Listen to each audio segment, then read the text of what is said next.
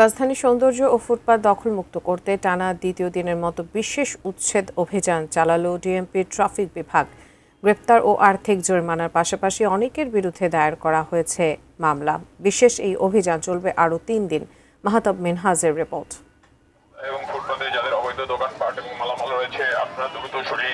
ফুটপাত দখলমুক্ত করতে বৃহস্পতিবার সকাল থেকে আবারও উচ্ছেদ অভিযান পরিচালনা করে ডিএমপির ট্রাফিক বিভাগ। ঢাকা মেডিকেল কলেজ হাসপাতালের সামনের ফুটপাত মুক্ত করা হয় অবৈধ দখলদারদের দীর্ঘদিনের দখল থেকে।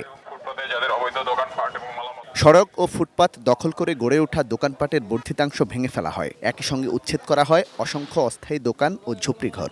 তো বাড়াবাড়ি আমার কাছে তো মনে হয় যে এটা অতিরিক্ত বাড়াবাড়ি। আমাদের তাহলে একটা লাইন কাট করে দেখ, এটা ব্যবস্থা করে দেখ।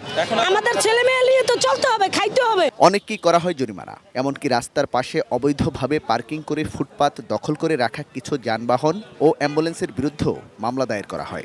অ্যাম্বুলেন্স যেহেতু উনি ফুটপাত দখল করে রাখছে, এটা বেআইনি। তো ম্যাজিস্ট্রেট স্যার আছে, স্যারের নির্দেশ প্রদান করলে আইনগত ব্যবস্থা নিতে। আমাদের একটা সিস্টেম আছে, আমরা ভিডিও মামলা করি।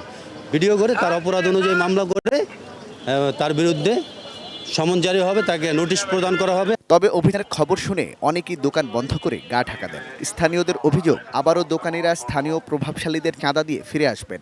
টাকা তো নেই স্থানীয় পোলাপানেরা, কিন্তু এটা সবাই জানে। এখনো যে অভিযানের আগে ফোন দিয়ে বলে দেয় যে ভাই অভিযান আসছে, আপনারা চলে যান, ওনারা চলে যায়। আবার কিছুদিন পরে অভিযান শেষ, পুলিশ চলে যায়, ওনারা। এটা চোর পুলিশ খেলার কিছু না। তবে প্রশাসন বলছে আবারও যেন কেউ ফুটপাত দখল করতে না পারে, সেই জন্য তারা সজাগ থাকবেন। আবারও পর্যায়ক্রমে অভিযান পরিচালনা করছি। গতকালকে মগবাজার মোড় থেকে বাংলা মোটর পর্যন্ত আমরা একটা ড্রাস্টিক অভিযান দিয়েছি এবং আজকে সকালে আমরা সাব অভিযান দিয়েছি। অলরেডি আমাদের ওখানে একটা টিম কাজ করছে। একই সময়ে অভিযান পরিচালনা হয় ফুলবাড়িয়া, বকশীবাজার, মিরপুর সহ রাজধানীর 10টি এলাকায়। Mahtab Minhaj, ATN news, Dhaka.